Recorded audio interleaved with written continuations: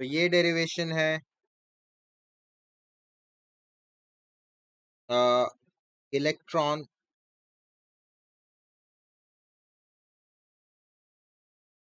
Moving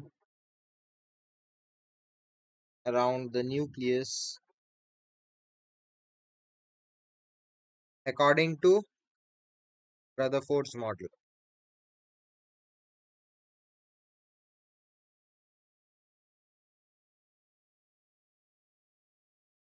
according to Rutherford's model, ठीक है। चलो, तो सबसे पहले हम लोग क्या करेंगे, देखो रदरफोर्ड मॉडल में हमने क्या पढ़ा, न्यूक्लियस ऐसे है, उसके चारों तरफ इलेक्ट्रॉन ऐसे घूम रहा है। इलेक्ट्रॉन में जो चार्ज है दैट इज ई, और न्यूक्लियस में जो चार्ज है दैट इज जेड ई, और ये हो गया इसका आर, और ये वेलोसिटी से घूम रहा है, ठीक है, गोल गोल गोल गोल घूम रहा है। अब इसमें दो टाइप के फोर्स लग रहे इलेक्ट्रॉन में, जो इलेक्ट्रॉन को एक ऑर्बिट में पकड़ के रखे हैं। एक लग रहा है सेंट्रीपीटल फोर्स, और एक लग रहा है सेंट्रीफ्यूगल फोर्स। सेंट्रीफ्यूगल और सेंट्रीपीटल दोनों इक्वल होंगे तो इलेक्ट्रॉन अपने ऑर्बिट में घूमता रहेगा, दोनों बैलेंस्ड होंगे। तो उसमें से एक भी बढ़ जाएगा तो या तो इलेक्ट्रॉन बाहर चला जाएगा या तो इलेक्ट्रॉन न्यूक्लियस में आके घुस जाएगा। तो दोनों का बैलेंस होना बहुत जरूरी है। और हमने क्या पढ़ा, ये जो सेंट्रीपीटल फोर्स है ये मिल रहा है इलेक्ट्रोस्टैटिक फोर्स ऑफ अट्रैक्शन से, न्यूक्लियस खींच रहा है। और सेंट्रीफ्यूगल फोर्स जो होता है वो तो mv²/r होता है। तो हम लोग को बेसिक पता है कि हमें सेंट्रीफ्यूगल फोर्स को इलेक्ट्रोस्टैटिक फोर्स से बैलेंस करना है। करते हैं पहले। सेंट्रीफ्यूगल फोर्स क्या होता है, mv²/r, 11th में पढ़ चुके हो आप लोग। और इलेक्ट्रोस्टैटिक फोर्स होता है 1/4πε0 Q1 Q2। यहाँ पे क्या हो जाएगा, Q1 हो गया Ze और Q2 हो गया E divided by R², Coulomb's law, ठीक है। अब इन दोनों को इक्वेट करेंगे तो क्या हुआ, R और R कटा, इस M को नीचे ले आओ तो v² आपका हो गया 1/4πε0 ऊपर Ze² और नीचे mr, ये हो गया। तो v क्या हो जाएगा, v हो गया √ऑफ 1/4πε0 Ze²/mr। ये हो गया आपका वेलोसिटी का फॉर्मूला। अब रेडियस का फॉर्मूला कैसे निकालेंगे, फिर से यहीं पे शुरू करेंगे। अब m को नीचे लाएंगे, v² को भी नीचे लाएंगे और r को ऊपर ले जाएंगे, ठीक है। तो क्या करेंगे इसमें, इसी इक्वेशन से मैं इस तरफ कर रहा हूँ, ठीक है, रेडियस के लिए। तो mv²/r is equal to 1/4πε0 Ze into e/r², square कटा, r कटा, r ऊपर गया तो r ऊपर गया 1/4πε0, नीचे आया mv², ऊपर है Ze²।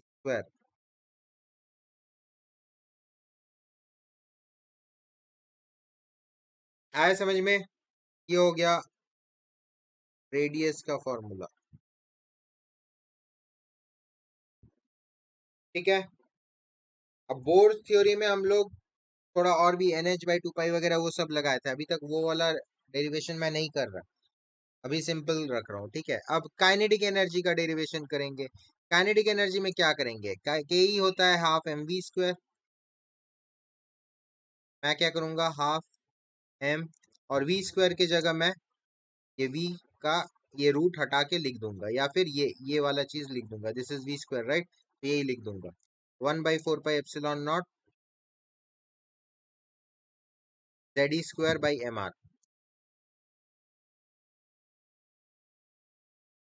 m और m कट गया तो आपका काइनेटिक एनर्जी ऑफ इलेक्ट्रॉन आ गया 4 टू ज़ 8, तो 1/8 पाई एप्सिलॉन नॉट, ऊपर Ze² और नीचे r।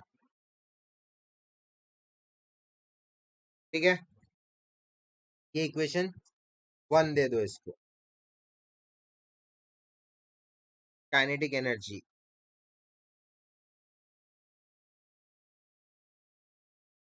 अब पोटेंशियल एनर्जी क्या होगा? Potential energy is equal to QV। तो यहाँ पे क्या हो जाएगा? QV में पहले मैं पोटेंशियल पोटेंशियल क्या हो जाएगा? 1/4 पाई एप्सिलॉन नॉट, और बीच में है न्यूक्लियस तो Ze/r। ये हो गया आपका पोटेंशियल। और चार्ज चार्ज ऑफ इलेक्ट्रॉन क्या हो जाएगा? इनटू। तो पोटेंशियल एनर्जी मेरा हो जाएगा 1/4 पाई एप्सिलॉन नॉट Ze²/r। ठीक है, अब इसको अगर नीचे मेरे को सेम 8 पाई एप्सिलॉन नॉट करना हुआ तो मैं क्या कर सकता हूँ? Multiplying numerator and denominator by 2, क्योंकि मैं नीचे इस चीज को कन्वर्ट करना चाह रहा हूँ। ठीक है, एक मिनट। तो multiplying numerator and denominator by 2 कर दिए, तो Pe इज इक्वल टू ऊपर 2Ze² हो गया और नीचे 8 पाई एप्सिलॉन नॉट r हो गया।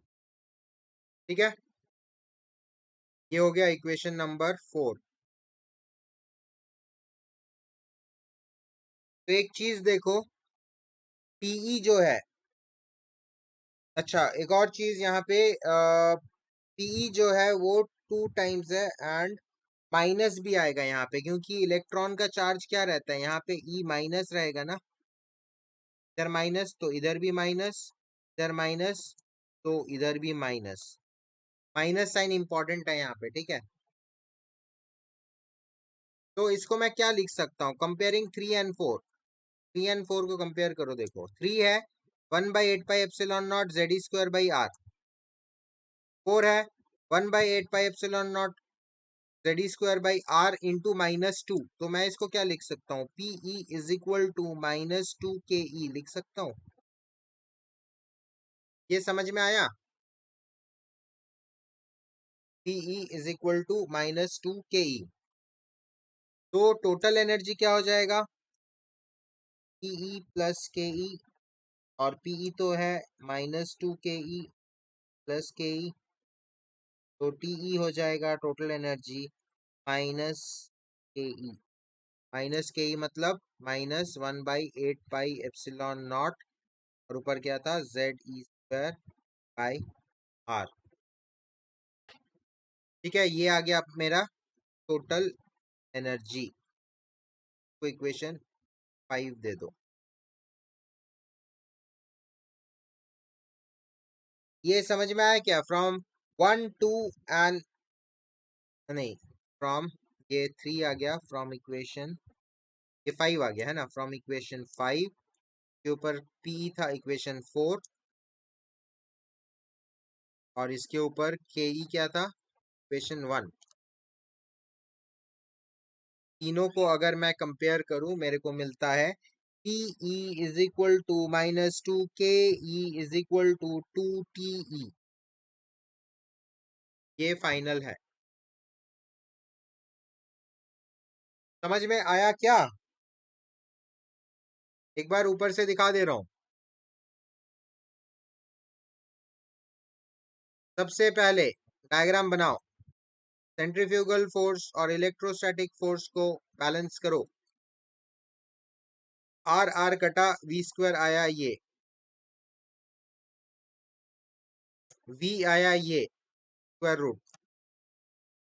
अगर रेडियस निकालना हो तो फिर आर आर कटा, mv स्क्वायर को नीचे लगाए, आर आ गया ये हो गया वेलोसिटी। अगर आपको बोलता है velocity of electron as per Rutherford's model, तो आप यहां तक डिराइव करो।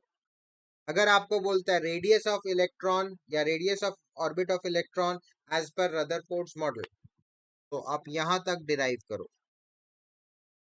अगर आपको बोलता है काइनेटिक एनर्जी, तो वेलोसिटी डिराइव करके k is equal to half mv square करके यहां तक डिराइव करो। अगर आपको बोलता है पोटेंशियल एनर्जी, तो P is equal to q भी लगाओ, और ये फॉर्मूला लगा के यहाँ माइनस साइन जरूर लगाना, यहां तक डिराइव करो, ये Pe आ गया। और आपको बोलता है अगर Te, Ke और Pe में रिलेशन फाइंड आउट करो, तो फिर पूरा डिराइव करके आप T का वैल्यू भी निकालो, और फिर 1, 4 एंड 5 तीनों को लेके Pe is equal to -2, K is equal to 2Te करके रिलेशन को पूरा फाइनल प्रूफ करो। आया समझ में? तो इसका मल्टीपल स्टेजेस है, डिपेंड करता है आपके क्वेश्चन में क्या है, आपको क्या पूछा है। आपको सिर्फ वेलोसिटी पूछा और आपने टी तक पूरा डिराइव कर दिया, तो आपने फालतू अपना टाइम वेस्ट किया।